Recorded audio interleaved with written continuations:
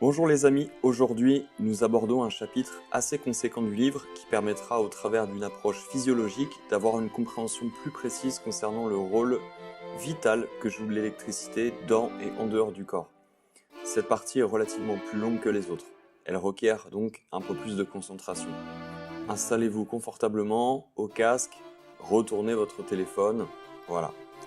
Il s'agit du dernier chapitre de la première partie du livre, nous sommes désormais à mi-chemin. Ce 10e chapitre s'appelle Les porphyrines et les bases de la vie. Assez étrangement, porphyrine n'est pas un mot commun. Il ne s'agit pas d'un sucre, pas d'un gras, ni d'une vitamine, minérale ou hormone. Mais il s'agit d'un élément plus rattaché à la vie que n'importe quel autre, parce que sans cela, nous ne pourrions respirer. Les plantes ne pourraient croître. Il n'y aurait pas d'oxygène dans l'atmosphère. Là où l'énergie se transforme, là où les électrons circulent, les porphyrines sont en jeu. Quand l'électricité altère la conductivité nerveuse ou qu'elle interfère avec le métabolisme de nos cellules, les porphyrines ont là un rôle central. Dans la fin des années 1940, les médecins faisaient face à une contradiction insurmontable. La plupart des produits chimiques de synthèse étaient des poisons et reconnus comme tels. Toutefois, un des héritages de la guerre fut la capacité de produire des objets depuis le pétrole, facilement et à bas coût, des objets consommables à foison. Désormais, grâce à cette industrie pétrochimique balbutiante, grâce à laquelle un mieux-être nous fut promis, les produits de synthèse allaient être partout. Nous allions les porter, dormir dessus, laver nos habits avec, nos cheveux, nos plats, nos maisons, nous nous baignerions dedans, nous isolerions nos maisons avec, recouvririons nos sols avec, nous pulvériserions nos cultures avec, nos jardins, nos animaux de compagnie, nous conserverions notre nourriture avec, nous enduirions nos ustensiles de cuisine avec, nous y emballerions nos courses, nous hydraterions notre peau, nous parfumerions nos corps avec. La profession médicale était face à deux choix. Elle aurait pu tenter d'étudier les effets sur la santé, seule et en synergie, des centaines de milliers de nouveaux produits chimiques qui allaient recouvrir notre monde. Une tâche virtuellement impossible. En soi, cette tentative aurait confronté la profession avec cette industrie pétrochimique pullulante, faisant ainsi peser une menace d'interdiction sur ces nouveaux produits et par conséquent générer une asphyxie d'un boom économique à venir sur les 2 prochaines décennies. L'autre alternative pour la profession fut d'enterrer collectivement la tête dans le sable et de prétendre que la population mondiale n'allait pas s'empoisonner. La médecine environnementale naquit en tant que spécialité en 1951 et fut fondée par le docteur Theron Randolph. Elle devait être créée. L'échelle à laquelle les poisons se répandaient ne pouvait plus être ignorée. Le nombre de patients malades montant en flèche, des patients abandonnés par la médecine mainstream, généra un besoin urgent de praticiens formés pour reconnaître au moins quelques effets de ces nouveaux produits chimiques et de traiter les maladies qui en découlaient. Cette spécialité médicale fut ignorée par la médecine courante et ses praticiens ostracisés par l'Association de médecine américaine. La sensibilité chimique, ce nom malheureux donné à des millions de patients empoisonnés, ne fut pas mentionné dans les écoles de médecine. La maladie nommée porphyrie ne l'était pas non plus, alors qu'elle est une appellation beaucoup plus appropriée. Cette dernière n'est toujours pas mentionnée dans les écoles des États-Unis jusqu'à ce jour. La haute sensibilité aux produits chimiques, rappelons-le, fut décrite en premier par le médecin new-yorkais George Miller Bird, dont nous avons parlé dans le chapitre 5. Il considéra cette sensibilité comme le symptôme d'une nouvelle maladie. Les débuts de l'électrification de la société, au travers de l'installation des câbles de télégraphe, amenèrent avec eux une cohorte de complaintes associées à la neurasthénie. Deux de ces complaintes étaient notamment de développer des allergies et une tolérance fortement réduite à l'alcool et aux médicaments, tels que des somnifères développés vers la fin des années 1880, ainsi que d'autres barbituriques développés plus tard. Alors, que sont ces fameuses porphyrines ? Les porphyrines sont des pigments photosensibles qui jouent un rôle crucial dans la vie des plantes et des animaux, et dans tout l'écosystème de la planète Terre. Chez les plantes, une porphyrine liée à du magnésium, c'est un pigment nommé chlorophylle, qui rend les plantes vertes et qui est responsable de la photosynthèse. Chez les animaux, c'est une molécule pratiquement similaire qui se lie à du fer et qui donne un pigment dénommé l'hème, H-E-M-E, une partie essentielle de l'hémoglobine qui rend le sang rouge et qui permet de porter l'oxygène aux cellules. L'hème est aussi par exemple une composante centrale du cytochrome C et du cytochrome oxydase, des enzymes contenues dans chaque cellule de chaque plante, de chaque animal et de chaque bactérie. Et ces enzymes transportent les électrons des nutriments à l'oxygène pour que nos cellules puissent en extraire l'énergie. Enfin, l'hème est le composant principal des enzymes cytochrome P450 présents dans notre foie pour le détoxifier des produits chimiques en les oxydant. Alors, c'est un peu technique ici, mais on va dire que ça va vous servir pour la suite afin de comprendre les vrais enjeux au niveau de la physiologie. En d'autres termes, les porphyrines sont les molécules qui sont l'interface même entre l'oxygène et la vie. Elles sont responsables de la création, de la maintenance et du recyclage de tout l'oxygène dans notre atmosphère. Elles rendent possible la libération d'oxygène depuis le dioxyde de carbone des plantes, puis l'extraction de l'oxygène dans l'air par les plantes et les animaux. Cet oxygène est utilisé par tout être vivant pour brûler des glucides, des graisses et des protéines pour produire de l'énergie. La grande réactivité de ces molécules en fait de réels transformateurs d'énergie, et leur affinité pour les métaux lourds en font aussi toutefois des particules toxiques quand elles sont accumulées en trop grand nombre dans le corps, ce qui est le principe même de la maladie appelée porphyrie, une maladie qui n'en est pas une, mais plutôt un trait génétique, une sensibilité innée aux pollutions environnementales.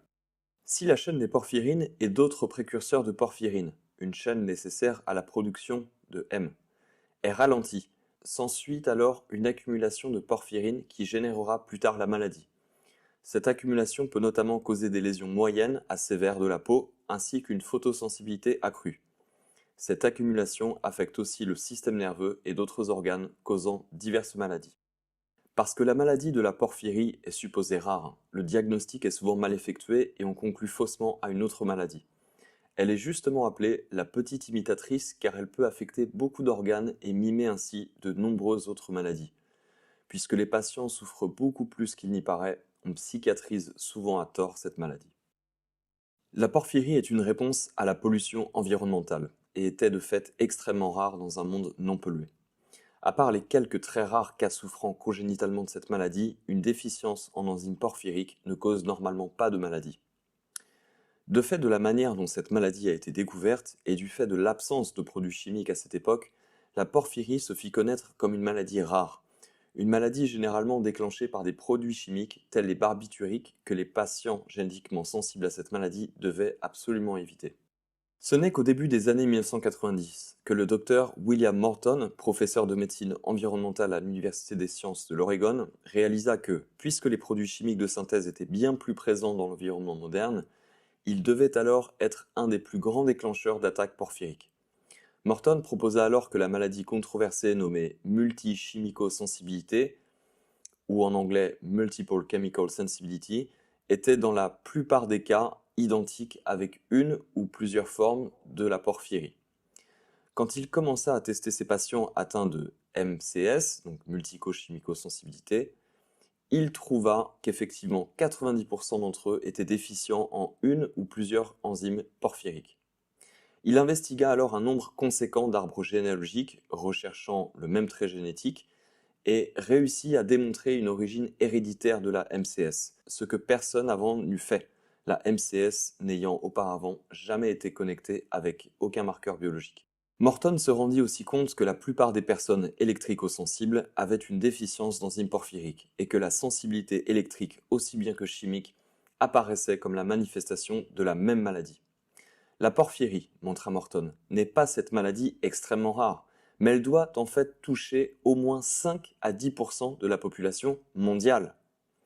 Ce médecin fut bien courageux, car l'étude et le traitement de cette maladie rare étaient l'objet d'une chasse gardée d'une élite réduite de cliniciens qui contrôlaient virtuellement toute la recherche et le savoir au sein de ce domaine très fermé. Hans Günther, le médecin allemand qui en 1911 donna à la porphyrie son nom, déclara que de tels individus sont neuropathiques et souffrent d'insomnie et d'irritabilité nerveuse. Le docteur William Norton nous ramène donc à une vision originelle de la porphyrie. Il ne s'agit pas seulement d'une maladie commune, mais elle existe aussi sous forme chronique avec des symptômes relativement bénins. Sa cause principale sont les produits chimiques de synthèse et les champs électromagnétiques qui polluent notre environnement moderne. Les porphyrines sont centrales dans notre histoire, pas seulement à cause de la maladie qui porte son nom, qui affecte un petit pourcentage de la population mondiale, mais à cause de la part dans laquelle les porphyrines jouent un rôle dans les épidémies modernes de maladies cardiaques, de cancer, de diabète, qui affectent la moitié du globe. Elles sont aussi centrales parce que leur existence même est un rappel du rôle de l'électricité dans le vivant, un rôle que peu de scientifiques courageux ont lentement élucidé. Parmi ces scientifiques qui ont osé explorer les mystères du vivant, Albert Szent-Györgyi est un nom dont il faut se rappeler. Il est notamment connu pour avoir découvert la vitamine C en 1929 et plus tard il décortiqua le fonctionnement de la respiration cellulaire, un système désormais connu sous le nom de cycle de Krebs. Pour ces deux découvertes, il fut récompensé du prix Nobel en physiologie et en médecine en 1937. Il dédia les 2 décennies suivantes à l'étude des muscles. Il est toutefois beaucoup moins connu pour son intuition et sa volonté de redynamiser la biochimie du XXe siècle. Devant un parterre de ses pairs, il se dressa en mars 1941 lors d'une conférence à Budapest pour clamer haut et fort que les organismes vivants n'étaient pas seulement des petits récipients d'eau dans lesquels des molécules s'entrechoquent telles des boules de billard, des boules se liant les unes aux autres par des liens chimiques. Il revendiqua alors la théorie quantique pour faire avancer cette remise en question souhaitée.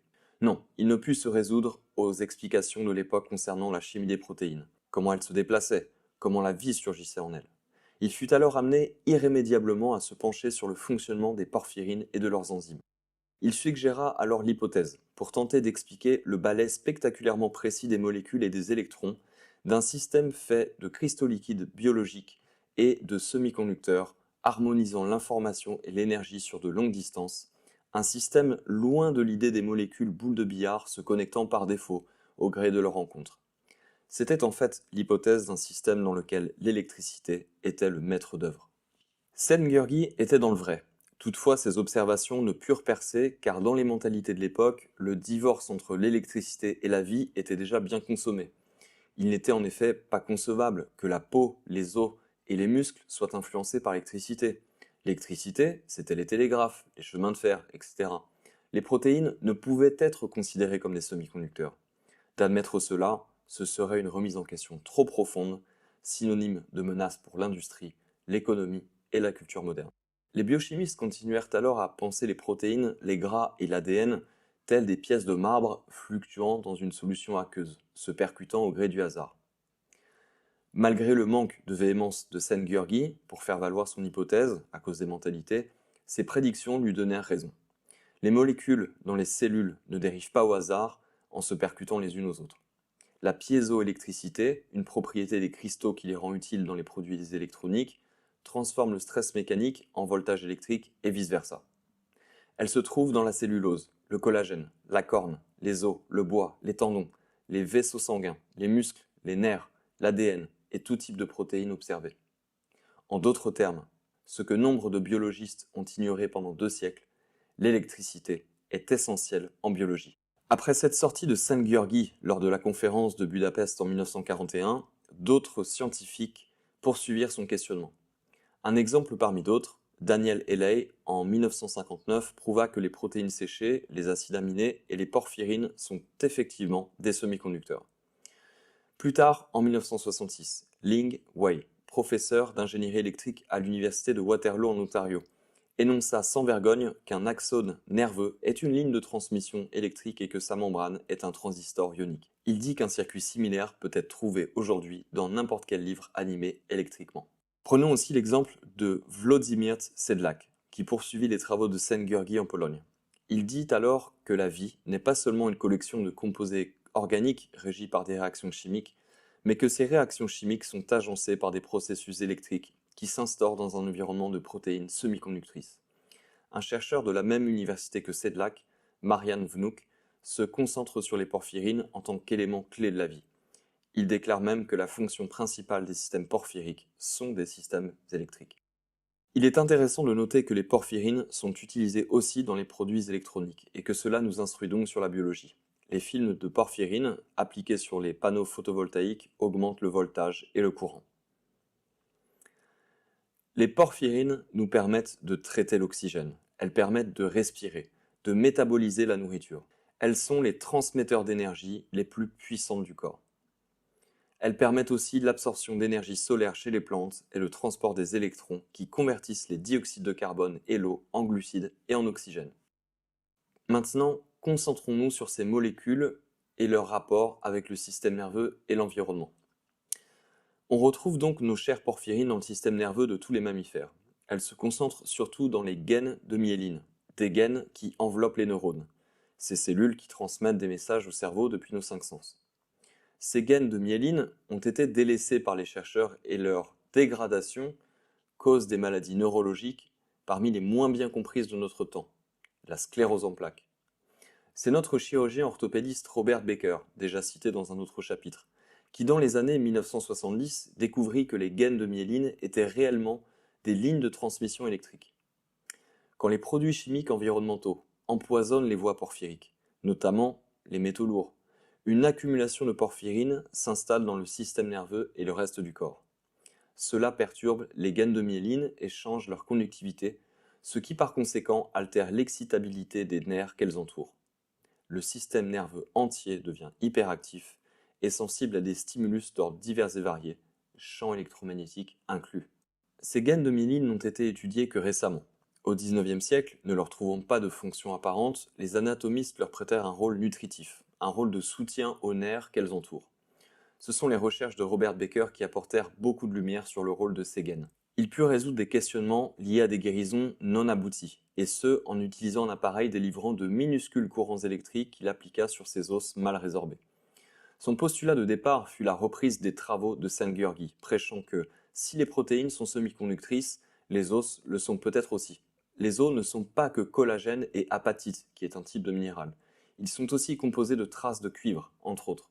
Robert Baker créa ainsi un appareil avant-coureur utilisé aujourd'hui par les chirurgiens orthopédistes du monde entier. En 1958, Harvey Solomon et Frank Fige suggérèrent que les porphyrines jouent un rôle important dans le système nerveux. Information importante pour les personnes souffrant de multichimico-sensibilité et d'électro-hypersensibilité. Pour celles et ceux qui génétiquement ont moins d'enzymes porphyriques, la myéline est par conséquent plus apte à être affectée par les champs électromagnétiques. Les toxines chimiques et les champs électromagnétiques agissent par conséquent en synergie. Les cellules de la gaine de myéline, nommées aussi cellules gliales, sont bien plus qu'un papier d'emballage des neurones. Une découverte de chercheurs basée à Gênes est en train de révolutionner la neurologie et elle concerne la respiration. On sait très bien que le cerveau consomme plus d'oxygène que n'importe quel autre organe et que si l'on arrête de respirer, le cerveau est le premier organe qui se meurt. Ce que cette équipe italienne a découvert, c'est que 90% de cet oxygène n'est pas consommé par les cellules nerveuses du cerveau, mais par ces gaines de myéline qui les entourent. Dans le système nerveux, au moins, une grande partie de l'oxygène est donc consommée par cette substance grasse appelée myéline, dont 40 ans de recherche montrent qu'elle contient des porphyrines et qu'elle est semi-conductrice. Certains scientifiques émettent l'hypothèse que cette gaine de myéline serait telle une centrale énergétique gigantesque, sans laquelle l'oxygène de notre cerveau et le système nerveux ont besoin ne pourrait être acheminé. Pour valider cela, nous devrons attendre que les découvertes de Ling Wei et de Robert Baker soient reconnues, à savoir que les neurones et leurs gaines de myéline œuvrent de concert pour former un complexe et élégant système de lignes de transmission électrique sujettes à des interférences, tout comme les lignes de transmission construites par les ingénieurs humains. Passons désormais à un sous-chapitre qui concerne la connexion avec le zinc.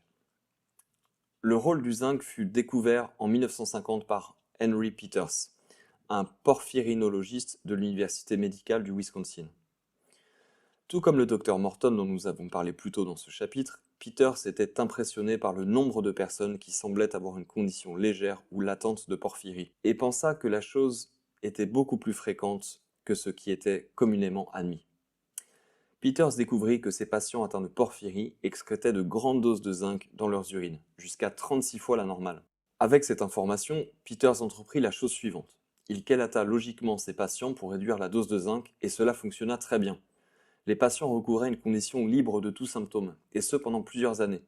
Contrairement à la sagesse conventionnelle qui suppose que la carence en zinc est courante et qu'elle devrait être complémentée, les patients de Henry Peters étaient justement intoxiqués au zinc, tout comme sans doute 5 à 10% de la population atteinte de manière non sue de porphyrie le pourrait être. Les 40 années qui suivirent pour Peters furent marquées d'une très forte résistance par rapport à cette idée de toxicité commune au zinc. Depuis, des preuves s'accumulent, et elles vont dans le sens de Peters. De grandes quantités de zinc entrent dans notre environnement, dans nos maisons et dans nos corps, et ce ayant pour cause les processus industriels, les métaux galvanisés, et même les plombages dans les dents. Le zinc se trouve aussi dans les dentifrices et dans l'huile de moteur. Il y a énormément de zinc dans les pneus d'automobile qui sont en constante érosion et qui en fait ainsi un des composants principal des poussières le long des routes. Poussières qui s'acheminent sans souci dans nos courants d'eau pour finalement finir dans notre eau potable. Pour répondre à cette question de l'intoxication au zinc, un groupe du laboratoire national de Brookhaven aux États-Unis, ainsi qu'un groupe de sondage géologique américain et plusieurs universités élevèrent des rats en les complémentant avec du zinc. À l'âge de 3 mois, les rats présentaient déjà des signes de déficience de mémoire. À 9 mois, ils avaient des niveaux élevés de zinc dans leur cerveau. Une expérience menée dans un bidonville du Bangladesh ensuite, où l'on vit des femmes enceintes se faire administrer 30 mg de zinc quotidiennement, dans l'attente de constater des bénéfices au niveau du développement mental et moteur chez leur bébé. Les chercheurs constatèrent en fait l'opposé. Dans une expérience conjointe, on donna 5 mg de zinc à des jeunes enfants en observant le même résultat étonnant. Les enfants complémentés présentaient plus de difficultés que les autres lors de tests mentaux standards. Un corps d'études en constante augmentation montre que la complémentation en zinc empire la maladie d'Alzheimer et qu'une chélation de zinc améliore les capacités cognitives chez les patients alors atteints de cette même maladie. Une équipe australienne observa aussi lors d'autopsie que les défunts atteints de maladie d'Alzheimer présentaient une quantité double de zinc par rapport à des patients n'ayant eu Alzheimer. Plus la démence était sévère, plus les niveaux de zinc étaient élevés. Les nutritionnistes ont longtemps été induits en erreur, quand pour juger des stocks de zinc dans le corps, ils avaient alors recours au bilan sanguin. Les scientifiques montrent en effet que les niveaux de sang ne sont pas fiables pour cela. Dans certaines maladies, comme celle d'Alzheimer, il est normal d'avoir des niveaux de zinc bas ou normaux dans le sang, alors qu'ils sont élevés dans le cerveau. Dans de nombreuses maladies comme le diabète et certains cancers, le zinc dans les urines est élevé alors qu'il est bas dans le sang. Il semble qu'il est beaucoup plus difficile qu'il y paraît d'avoir des carences via une alimentation pauvre en zinc.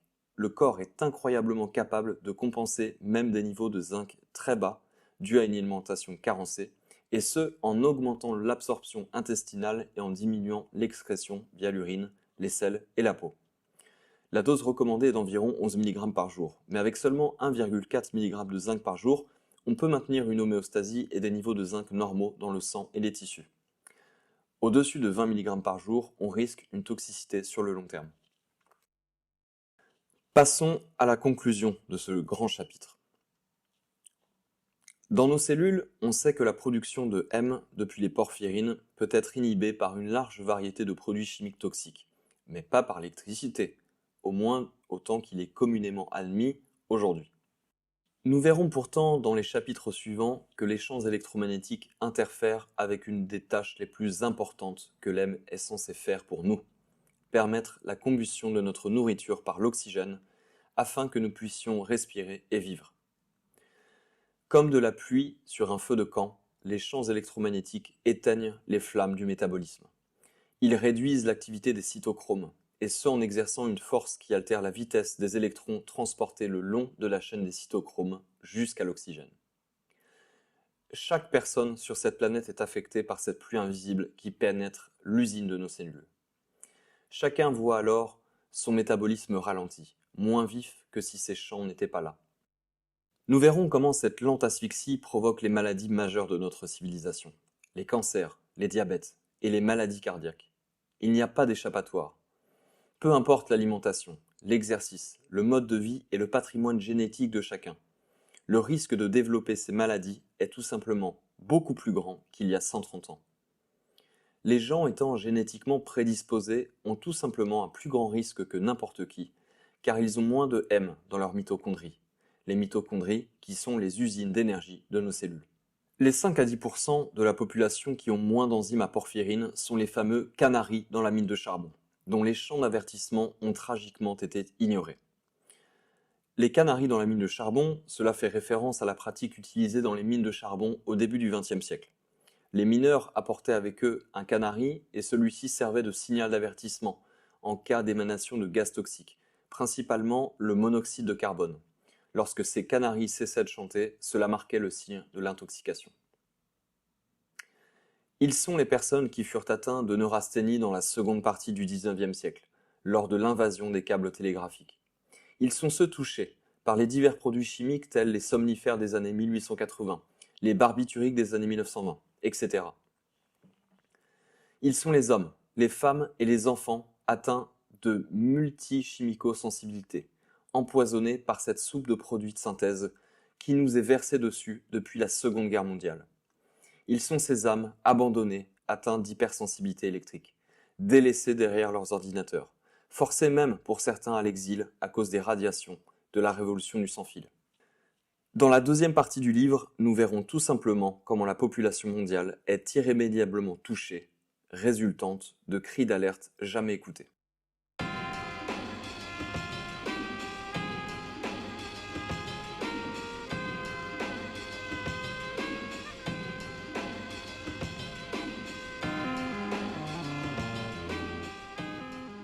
Un dernier mot de ma part pour conclure cette première partie du livre.